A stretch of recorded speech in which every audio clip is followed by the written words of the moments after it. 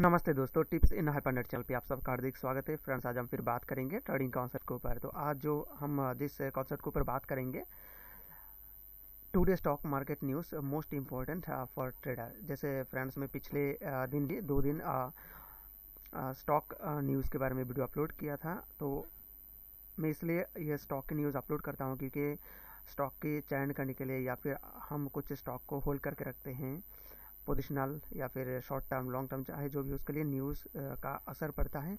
News का जानकारी हमें ज़रूरी है, इसलिए मैं ये वीडियो पोस्ट करता हूँ फ्रेंड्स। तो देखिए, शेयर बाजार और कुछ शेयर समाचार जो आपके नुकसान को सीमित करता है, आपको लाभ देता है। तो आज जिस स्टॉक न्यूज़ के बारे में बात करूँगा, इस पूरी वीडियो को देखिए, ध्यान से सुनिएगा, बहुत ही ज़रूरी है न्यूज़।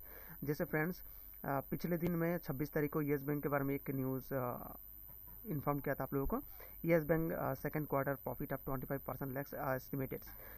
तो उस दिन जो है एक न्यूज़ था, संपत्ति के आधार पर भारत का 5वां सबसे बड़ा निजी क्षेत्र के ऋणदाता येस बैंक ने दूसरी तिमाही के मुनाफे में 25% की कमी की उम्मीद की है। इस न्यूज़ के वजह से फ्रेंड्स देखिए, उम्मीद कम की है, यानी जो है घाटा हुआ है, एनपीए जो है उसका ज़्यादा हुआ है, ऋण जो है ज़्यादा है, जिस वजह से यहाँ पर देखिए को दिखा देते हम।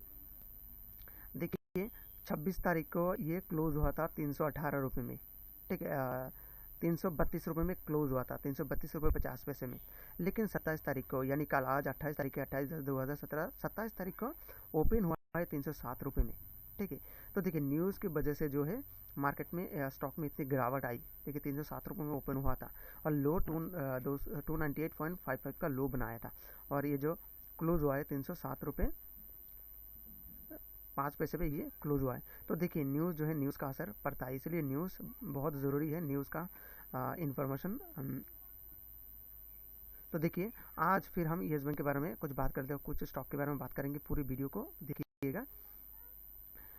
देखिए, येस बैंक प्लान्स 10% ऑन एनपीएओएस, यानी येस बैंक का जो है एनपीए ज़्यादा हो चुका है। अब इसके दौरान इस न्यूज़ के वजह से शायद 30 तारीख को, यानी मंडे को, मार्केट स्टॉक में येस बैंक में गिरावट आ सकती है। तो थोड़ा सा देख लेते हैं उसका डिटेल्स। देखिए, भारतीय रिजर्व बैंक के सुपरवाइजरी मूल्यांकन के बाद निजी क्षेत्र के ऋणदाता ने खराब ऋणों में तेजी से बढ़ोतरी के बाद येस बैंक के शेयर को बॉम्बे स्टॉक एक्सचेंज में लगभग 10% तक गिरा दिया।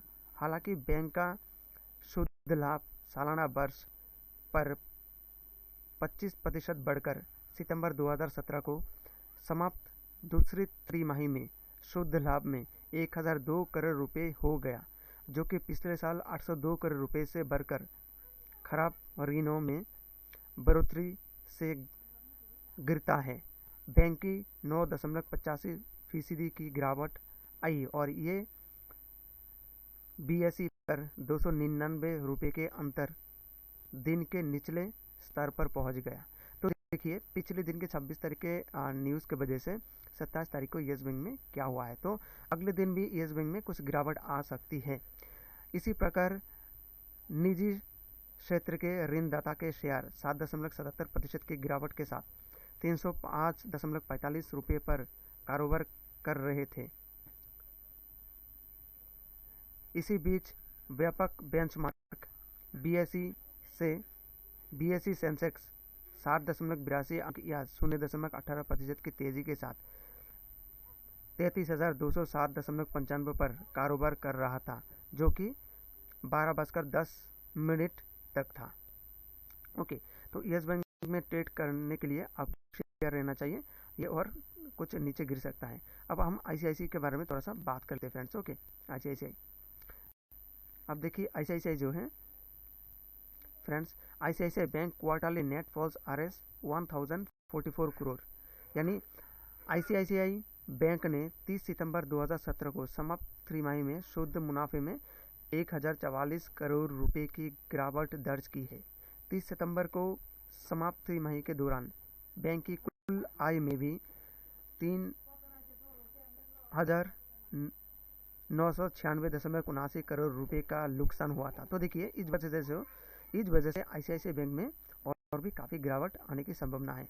बीएसई के साथ एक विनियामक फाइलिंग में बैंक ने कहा कि 30 सितंबर 2016 को समाप्त तिमाही के लिए पोस्ट किए गए 3102.27 करोड़ रुपए कम 2058.19 करोड़ रुपए का शुद्ध लाभ के साथ 30 सितंबर को समाप्त दूसरी तिमाही में बंद हुआ। बैंक ने 30 सितंबर को समाप्त तिमाही के दौरान 18,763.29 करोड़ रुपए की कुल आय अर्जित की थी, जो 22,759.08 करोड़ रुपए से नीचे है।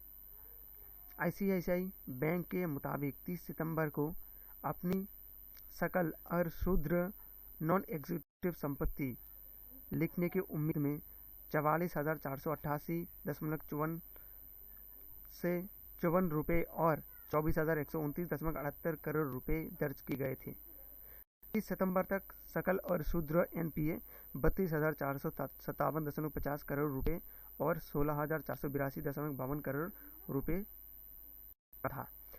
तो देखिए, जिस वजह से आईसीआईसीआई बैंक में जो और भी गिरावट होने की संभावना है, लेकिन हाँ, ये बात ठीक है, आईसीआईसीआई बैंक ने 1044 करोड़ का जो है शुद्ध लाभ हुआ है। तो इसमें भी ट्रेड करने के लिए आप लोगों को थोड़ा सा सोच समझ के ट्रेड लेना है। अब मारुति सुजुकी के बारे में थोड़ा सा बात कर लेते हैं। Maruti Suzuki quarterly two net profit आप 3%, इसमें 3% का अप हुआ है, ये पॉजिटिव जाने की संभावना है। तो ऑटोमोबाइल प्रमुख मारुति सुजुकी इंडिया ने शुक्रवार को 207 से 18 की दूसरी तिमाही के लिए शुद्ध लाभ में 3.4% की वृद्धि दर्ज की। कंपनी के मुताबिक पिछले भी वर्ष की इसी तिमाही में 2,401.5 करोड़ रुपए का शुद्ध मुनाफा 2,484.3 करोड़ रुपए था। ऑपरेटिंग प्रॉफिट में 24% की वृद्धि दर्ज, जबकि शुद्ध लाभ में 3.4% की वृद्धि दर्ज, क्योंकि गैर ऑपरेटिंग आय कम रही। तो फ्रेंड्स, इसमें भी हम कह सकते हैं कि मारुति सुजुकी जो है इसमें थोड़ा सा प्राइस जो है गेन हो सकता है। तो इसमें भी हम थोड़ा सा प्रॉफिट ले सकते हैं इस न्यूज़ के वजह से, लेकिन हमें थोड़ा सा सोच समझ के अपनी एंट्री को लेना है। सही इंडिकेटर, सही टेक्निकल के यूज़ करके, सही स्ट्रेटजी यूज़ करके हमें उसमें ट्रेड डालना है। Jammu and Kashmir bank reports 72 crore profit in quarterly 2। तो जम्मू एंड कश्मीर जो है 72 करोड़ रुपए की प्रॉफिट की क्वार्टरली 2 में, ठीक है। फिर हम नेक्स्ट देख लेते हैं और कुछ न्यूज़। जो इमामी जो है, Emami down 7.47% at RS 4.83 crore रुपए।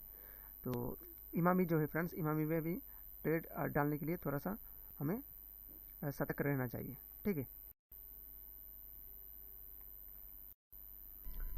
हाँ, तो फ्रेंड्स, जो हमने 7.47% डाउन इमामी के बारे में बोला था, वो एक्चुअली इमामी नहीं, L&T finance holding quarterly net profit down, यानी L&T फाइनेंस होल्डिंग स्टॉक जो है उसका क्वार्टरली 2 में जो रिपोर्ट है, net profit down 7.47% at RS 4.83 crore.